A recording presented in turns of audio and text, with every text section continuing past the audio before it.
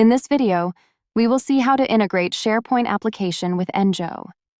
Start by opening Settings, then select Apps from the sidebar and click the Connect Apps button. Scroll through the list of available applications, choose SharePoint, and click on Add New to begin the connection process. Select User-Delegated Authentication to sign in with your Microsoft account, or choose App-Based Authentication to log in using SharePoint credentials. Then click Next to proceed. Enter a descriptive name for your connection, such as SharePoint Workday Connection, then click the Connect button to authorize the application. In the back end, your account is being authorized and the connection is in progress.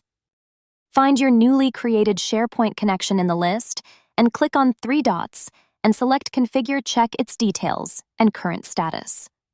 Here you can see the connection is connected by whom, at what time it was created. To remove the connection, click on the Delete icon, then confirm the action by clicking the Delete button in the pop-up window.